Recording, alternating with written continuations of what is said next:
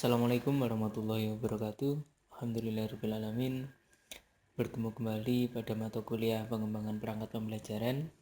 Pada pertemuan kali ini kita akan melanjutkan materi pengembangan perangkat pembelajaran RPP yang sudah kalian cicil kerjakan pada pertemuan minggu lalu.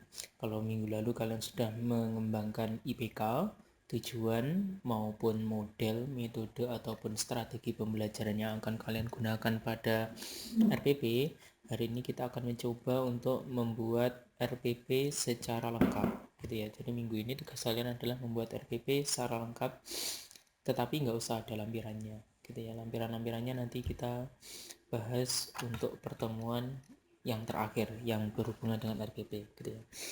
Oke, hari ini kita lanjut membahas mengenai RPP. Nanti saya sudah memberikan sebuah template mengenai bagaimana RPP itu dikembangkan. Nanti silahkan dilihat templatenya ini. Tapi sebelum itu kita bahas dulu mengenai konten-konten yang harus ada pada RPP gitu ya. Oke, sekarang kita lihat apa saja konten-konten penting pada RPP K13 gitu ya. Konten yang sebelumnya tidak terdapat pada RPP K13, misalnya KTSP nggak memuat berbagai konten ini, tetapi di RPP K13 atau kurikulum K13 itu konten-konten seperti ini harus muncul pada RPP yang dibuat gitu ya. Walaupun RPP sekarang ini kita tahu cuma RPP 1 lembar atau RPP sederhana, tapi paling tidak konten-konten ini harus muncul pada RPP tersebut gitu ya. Oke, ada 4 konten utama yang harus dimunculkan pada RPP K13. Yang pertama yaitu PPK atau penguatan pendidikan karakter. Kemudian yang kedua adalah mengintegrasikan literasi. Kemudian yang ketiga mengintegrasikan keterampilan abad 21. Kemudian yang keempat yaitu mengintegrasikan HOTS atau Higher Order Thinking Skill. Oke, kita bahas sedikit saja mengenai 4 konten ini. Mungkin konten ini sudah pernah kalian bahas di mata kuliah yang lain atau semester yang terdahulu. Yang pertama yaitu penguatan pendidikan karakter. Gerakan PPK atau penguatan pendidikan karakter itu perlu mengintegrasikan, memperdalam, memperluas, dan sekaligus menyelaraskan berbagai program dan kegiatan pendidikan karakter yang sudah dilaksanakan sampai sekarang. Salah satunya PPK itu diintegrasikannya, diperdalamnya, diperluasnya itu adalah pada perangkat pembelajaran RPP. Pengintegrasian dapat berupa pemaduan kegiatan kelas, luar kelas, dan luar sekolah. Nah, yang kita urusi kali ini adalah pengintegrasian pada pemaduan kegiatan di kelas, yaitu kegiatan-kegiatan kelas pasti nanti akan tertuang pada RPP gitu ya. Kemudian bisa pemaduan kegiatan intrakurikuler, ekstrakurikuler, kemudian ada pelibatan secara serempak warga sekolah, keluarga maupun masyarakat untuk mengintegrasikan PPK gitu ya. Tetapi karena skupnya ini sangat luas, kita nggak membahasnya di sini, tetapi yang kita bahas cukup yang ada pada pemaduan kegiatan di kelas gitu ya. Kemudian yang lainnya ini bisa kalian baca nanti. Kemudian yang kedua itu mengintegrasikan literasi atau sering kita kenal sekarang ini disebut dengan istilahnya adalah GLS atau Gerakan Literasi Sekolah.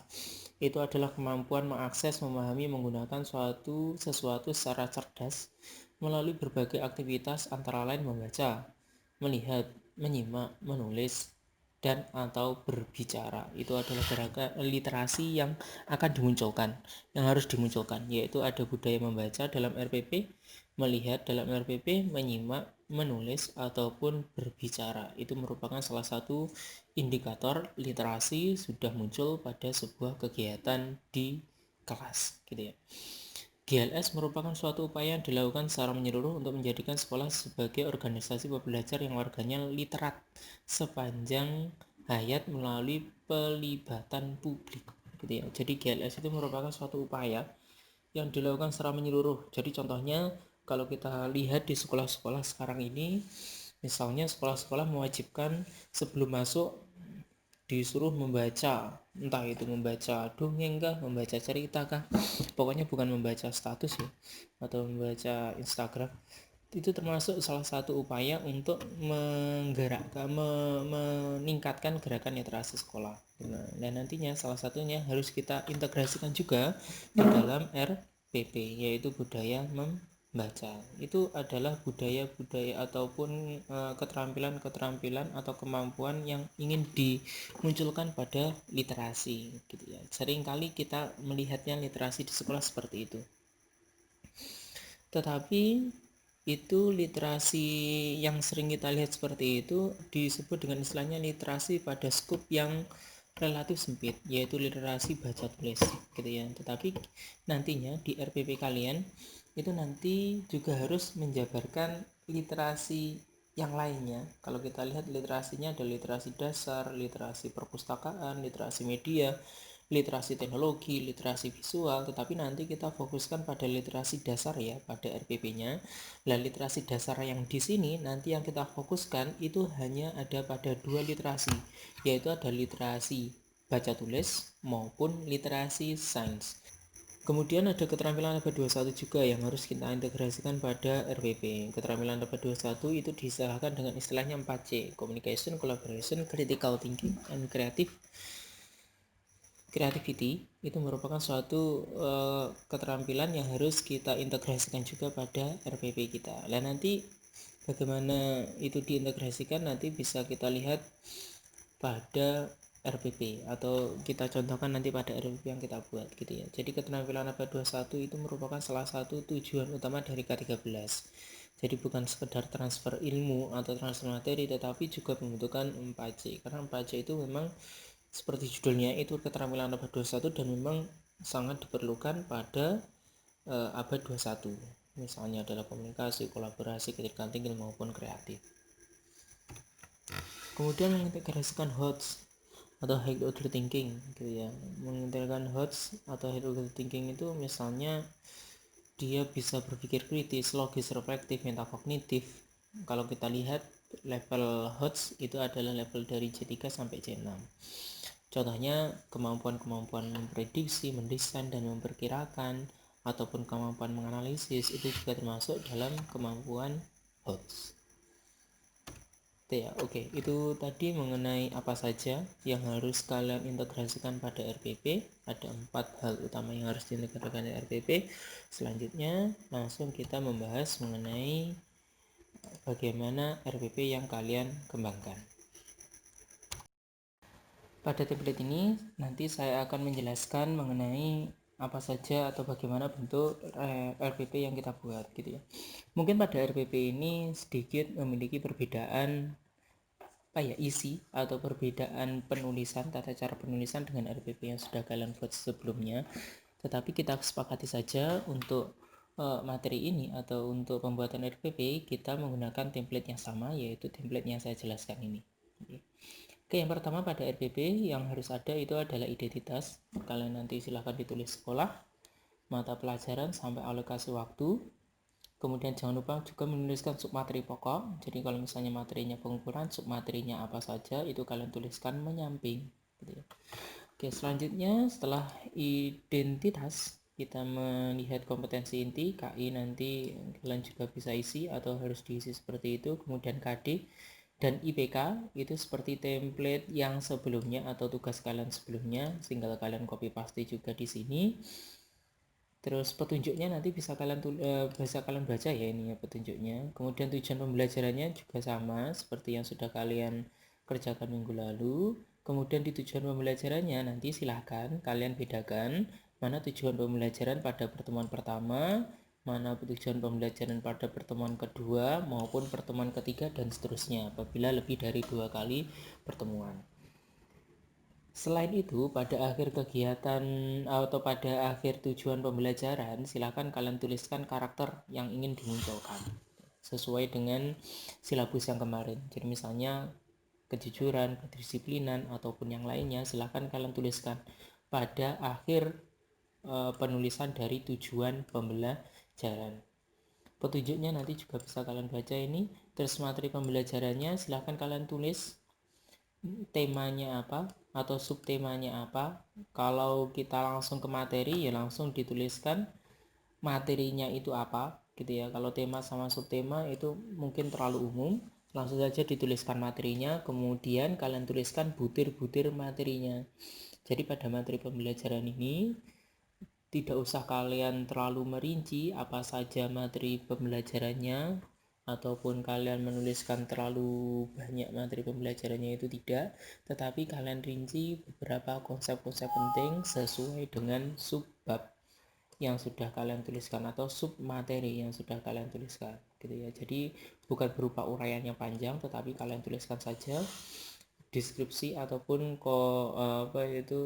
deskripsi atau penjelasan mengenai submateri yang sudah kalian buat.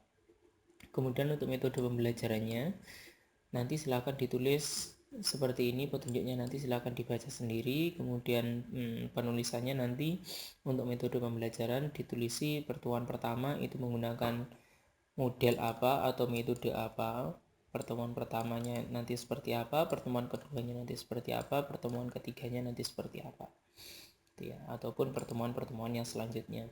Kemudian media atau bahan nanti silakan juga ditulisi kalian menggunakan media atau bahan apa saja pada RPP yang kalian buat gitu ya. Jadi RPP ini adalah RPP per KD, bukan RPP per pertemuan ya.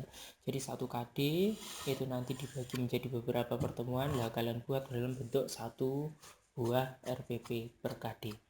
Nanti silakan ditulis medianya. Jadi kalau misalnya video ya kalian tuliskan videonya itu apa, videonya siapa, judulnya, tahun, produsernya berapa. Tetapi kalau itu adalah berupa situs lengkap dari internet ya, tetapi kalau dia berupa video dari YouTube, kalian tuliskan saja video pencemaran misalnya, atau video gravitasi misalnya, kemudian kalian tuliskan alamat YouTube-nya di dalam kurung ya, dalam kurung nanti kalian tuliskan alamat YouTube-nya. Rekaman audio pun sama, model, kalau model itu kalian tuliskan nama model yang dimaksud. Misalnya disuruh mengamati temannya, berarti modelnya itu adalah manusia gitu ya, model manusia ataupun model morfologi manusia. Kemudian kalau gambar ya kalian tuliskan gambar apa, kalau medianya berupa realia atau benda-benda tertentu ya kalian tuliskan bendanya itu apa. Kemudian untuk bahan itu nanti ya kalian tuliskan apabila dalam pembelajaran itu membutuhkan berbagai bahan atau macam-macam bahan yang biasanya digunakan dalam sebuah percobaan, itu nanti silahkan dituliskan di situ gitu ya, bahannya apa saja. Kemudian untuk sumber belajar sama seperti pada silabus, prinsipnya penulisan sumber belajar adalah seperti itu, misalnya buku siswa, buku referensi, lingkungan, dan narasumber itu sama seperti silabus. Nanti silahkan dilihat silabusnya. Kemudian untuk langkah-langkah pembelajarannya ini akan saya bacakan ya petunjuknya. Tulis kegiatan pembelajaran untuk setiap pertemuan yang mencakup kegiatan pendahuluan, inti, sama penutup. Jelas. Kegiatan pembelajaran, kegiatan pendahuluan, dan penutup ditulis dalam rumusan kegiatan yang dilakukan oleh guru. Jadi kalau dia dilakukan oleh guru berarti nanti subjeknya itu adalah guru dan dapat dilengkapi dengan rumusan kegiatan peserta didik secara terintegrasi, tidak dalam kalimat terpisah gitu ya.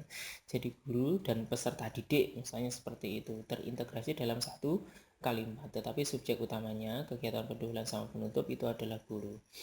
Nah, untuk kegiatan inti, rumusan kegiatannya adalah peserta didik, berarti nanti yang menjadi subjeknya itu adalah peserta didik, tetapi boleh dilengkapi dengan guru. Jadi subjek utamanya adalah peserta didik. Mengapa subjek utamanya peserta didik? Karena di RPP harus juga dimunculkan bahwa pembelajaran itu terpusat kepada siswa atau peserta didik atau student center. Berarti yang melakukan suatu kegiatan itu adalah peserta didiknya. Jadi peserta didiknya harus dijadikan sebagai subjek.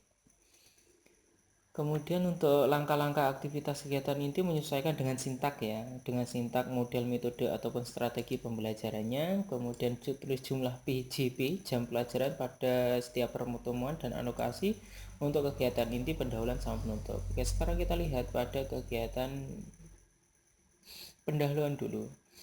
Yang pertama adalah pertemuan pertama. Pertemuan pertama ada 2 jam pelajaran gitu ya. Alokasi waktunya adalah 2 JP. Nanti penulisannya langsung seperti ini ya. Pertemuan pertama 2 JP. Kegiatan pendahuluan misalnya 8 menit. Contoh, nanti ada kegiatan persepsi ataupun motivasi, kita gabungkan saja. Persepsi dan motivasi dimulai dari guru memberikan salam, memimpin peserta didik untuk berdoa, kemudian guru bertanya kepada peserta didik untuk mengondisikan suasana belajar yang menyenangkan. Itu nanti kalian tuliskan untuk bertanyanya kepada peserta didik, itu kalian tuliskan apa saja perkataan ataupun pertanyaan yang diberikan oleh guru dan bagaimana peserta didik itu menjawabnya. Misalnya kalau yang pertama ini misalnya persepsi atau motivasi untuk kegiatan atau materi pengukuran, misalnya bagaimana cara tukang bangunan untuk mengetahui luas dari lantai. Peserta didik menjawab, dengan mengukur Bu Guru. Alat apa yang digunakan untuk mengukur? Peserta didik menjawab, meteran Bu. Apakah kalian tahu bagaimana cara mengukur dengan baik? Belum tahu Bu. Kalau begitu kita akan mempelajarinya kali ini. Itu adalah kegiatan-kegiatan persepsi yang berupa pertanyaan langsung tanya jawab kayak gitu ya. Dan nanti silahkan kegiatan tanya jawab itu kalian tuliskan seperti itu, bagaimana guru pertanyaannya, bagaimana kira-kira jawaban dari peserta didiknya. Atau kegiatan persepsi itu atau motivasi juga bisa dilakukan dengan mengamati video pencemaran. Nah, kalian tuliskan nanti mengamati video pencemaran HTTP YouTube apa kayak gitu. Kemudian setelah itu baru dikasih percakapan. Jadi percakapan seperti itu. Apa yang kalian misalnya percakapannya, apa yang kalian dapat amati dari video yang sudah kalian buat, misalnya pertanyaan dari gurunya, kemudian ada jawaban dari peserta didiknya seperti apa. Yaitu nanti kalian tuliskan seperti itu untuk kegiatan persepsi maupun motivasi kalau dia berupa pertanyaan. Selain itu, pada kegiatan pendahuluan itu juga harus kalian tuliskan bagaimana tujuan pembelajaran yang akan dicapai. Jadi tuliskan nanti tujuan pembelajaran yang dicapai. Guru menyampaikan tujuan pembelajaran yang ada dicapai yaitu apa-apa-apa pada pertemuan pertama ini tentunya. Kemudian guru juga menyampaikan garis besar cakupan materi dalam kegiatan yang akan dilakukan. Itu apa saja garis besarnya materi yang akan dibahas. Kemudian guru juga menyampaikan lingkup penilaiannya gitu ya. Lingkup penilaiannya nanti akan seperti apa yuk juga kalian tuliskan di kegiatan pendahuluan. Jadi di kegiatan pendahuluan itu memang harus disampaikan secara lengkap kira-kira materi apa yang akan dipelajari, nanti tesnya seperti apa, kemudian tujuan kalian mempelajari materi ini itu apa, itu harus kalian sampaikan di kegiatan pendahuluan. Supaya apa? Supaya peserta didiknya tahu apa yang akan dia lakukan itu apa tujuannya, apa manfaatnya gitu ya. Jadi seperti kita melakukan sesuatu pasti tujuannya ya harus kita tahu, bagaimana cara mencapainya juga harus kita tahu lah. Itu dalam kegiatan pembelajaran juga harus kalian sampaikan di kegiatan pendahuluan. Kemudian untuk kegiatan inti, di kegiatan inti itu nanti akan menyesuaikan metode, trik ataupun taktik strategi pembelajaran. Kalau misalnya kita sebutkan atau kita buat metode pembelajarannya atau modelnya itu adalah PBL atau performance learning. Nah nanti di kegiatan inti ini silahkan nanti kalian tuliskan sintaknya PBL. Sintak PBL itu nanti silahkan ditulis atau dibuat warna warna kuning seperti ini ya. Jadi dibuat warna kuning seperti ini untuk menandai bahwa kalau warna kuning seperti ini itu adalah sintak dari model ataupun metode pembelajaran yang kalian gunakan. Jadi dituliskan sintaknya di awal, terus dituliskan kegiatan peserta didiknya gitu ya. Jadi ada sintaknya seperti apa, kegiatan peserta didiknya disuruh ngapain gitu ya. Semakin rinci kalian menuliskan kegiatan peserta didiknya, itu nanti akan semakin bagus gitu ya. Nanti silakan ditulisi secara lebih lengkap lagi bagaimana kegiatan peserta didiknya sesuai dengan sintak yang sudah kalian tuliskan. Kemudian selain menuliskan itu, tadi sudah disampaikan bahwa di RPP itu juga harus mengintegrasikan literasi. Nah, saat ada kegiatan-kegiatan literasi, nanti kalian tandai dengan cara menuliskan literasi di akhir kalimat, dan literasi itu kalian buat warna hijau seperti ini sebagai penanda bahwa itu adalah kegiatan literasi. Misalnya peserta didik ya, menggali informasi mengenai topik pencemaran dengan membaca jurnal pencemaran. Nah, itu kegiatan literasi. Dari mana kegiatan literasinya? Yaitu dari kegiatan membaca ini, gitu ya. Kemudian misalnya ini juga literasinya dari mana? Peserta didik menuliskan. Lah, menulis ini juga terhadap kegiatan literasi, yaitu literasi baca tulis. Jadi silakan nanti kegiatan intinya dibuat seperti itu. Untuk integrasi yang lainnya nanti kita bahas yang di bawah ini, gitu ya.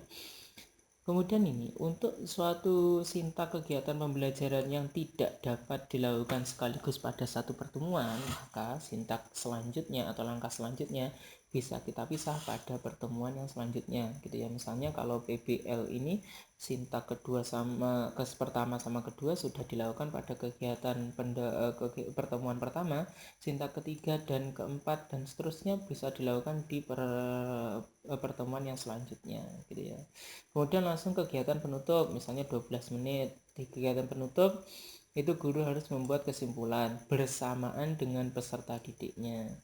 Guru juga bersama-sama peserta didik melakukan identifikasi kelebihan atau kekurangan kegiatan pembelajaran. Jadi nanti disebutkan apa saja kegiatan atau kekurangannya seperti apa, gitu ya. Kemudian bagaimana cara mengatasi kekurangan pembelajaran yang dilakukan, itu bisa dilakukan di kegiatan penutup. Kemudian guru melakukan teknik penilaian. Kalau ada penilaian pada pertemuannya ini, maka guru melakukan penilaian dengan teknik seperti itu. Tetapi saat tidak ada penilaian yang diambil pada pertemuan pertama, maka ini dihapus saja, gitu ya. Penilaiannya nggak usah dilakukan di pertemuan pertama. Misalnya penilaian tes lisanku nggak dilakukan di pertemuan pertama, tetapi pertemuan kedua, berarti kegiatan penutupnya tidak ada kegiatan penilaian. Kemudian guru memberitahu rencana pembelajaran pertemuan berikutnya. Terus yang terakhir, siswa melakukan salam sesuai dengan budaya sekolah. Jadi kadang salam-salam itu enggak hanya salamnya itu adalah wassalamualaikum, tetapi ada seperti yel-yel atau salam-salam tertentu di beberapa sekolah. Itu untuk kegiatan pada pertemuan pertama, mulai dari kegiatan pendahuluan, inti maupun penutup. Kemudian untuk pertemuan kedua misalnya, yaitu 3JP, gitu ya. Berarti pada RPP kita ini atau RPP contoh ini 5JP itu dibagi 2JP pertemuan pertama dan 3JP pertemuan kedua. Nah, di 3JP pertemuan kedua ini nanti silahkan dituliskan mengenai berbagai kegiatan-kegiatan ini. Misalnya kegiatan pendahuluannya 10 menit, kemudian kegiatan intinya 60 menit. Oh sebentar, saya salah ya, bukan kegiatannya ini berarti 3 kali 40 120 kurang 20 100 menit, berarti ini sekitar 100 menit. Oke, 100 menit untuk kegiatan intinya. Nah, kegiatan di sini sebentar dulu, kita kembali ke kegiatan pendahuluan. Di kegiatan pendahuluan nanti juga ada persepsi sama motivasi.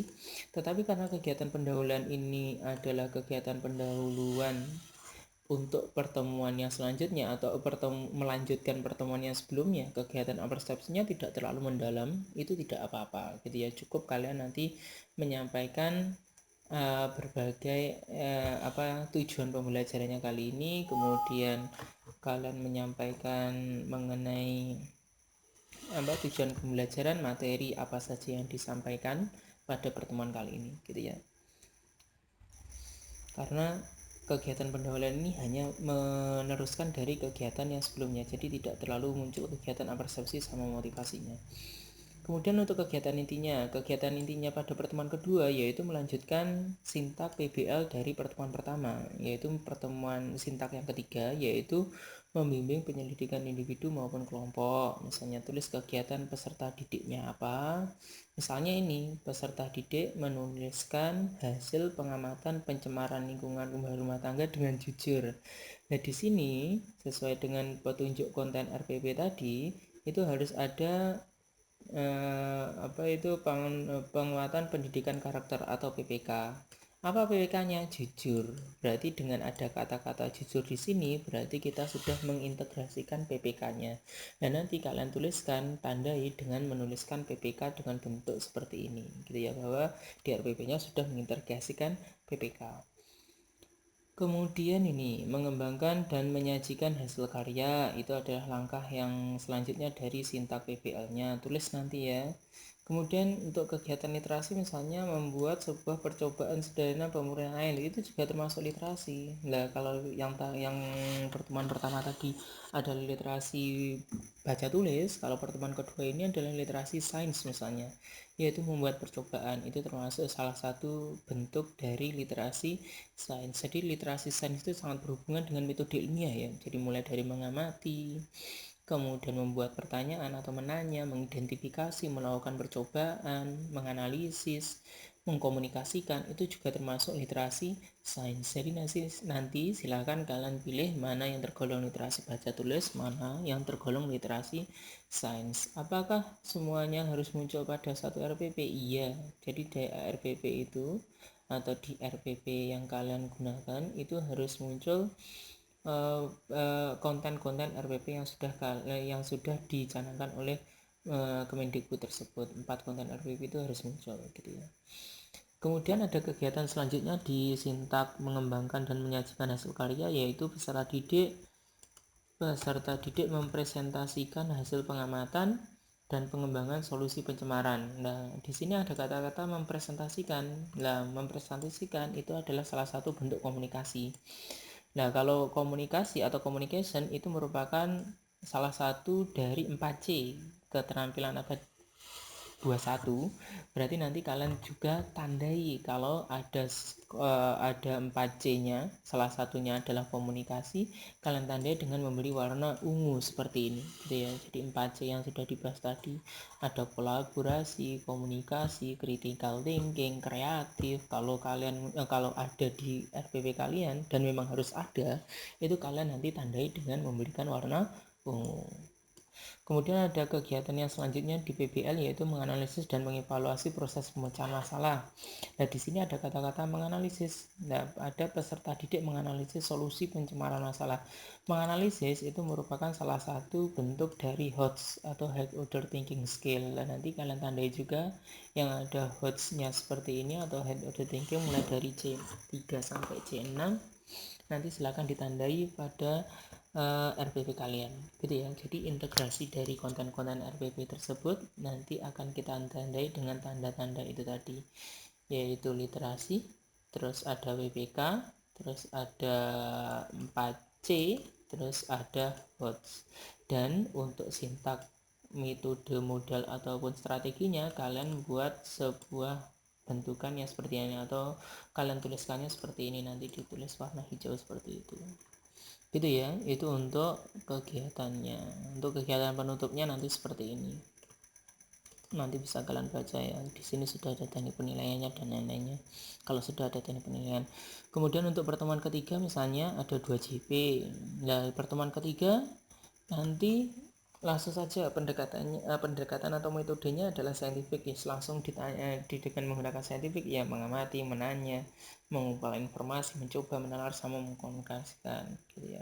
Jadi untuk model, metode ataupun strategi yang sudah kalian pilih itu tidak harus muncul pada setiap pertemuan pembelajaran gitu ya. Mungkin muncul pada pertemuan pertama semuanya, atau mungkin seperti itu tadi muncul di pertemuan pertama sama kedua, di pertemuan ketiga tidak muncul atau tidak kalian menggunakan metode atau model strategi yang kalian pilih juga tidak apa-apa. Paling tidak ada 1 atau 2 kali pertemuan yang kalian menggunakan strategi, model ataupun metode yang sesuai dengan itu yang kalian inginkan. Nah, di pertemuan yang tidak menggunakan strategi, model atau metode, silahkan nanti menggunakan saintifik untuk langkah-langkah kegiatan pembelajarannya. Dan untuk langkah 5M ini, mengamati, menanya ini ya tidak harus muncul pada semuanya ya dalam sebuah metode pembelajaran saintifik.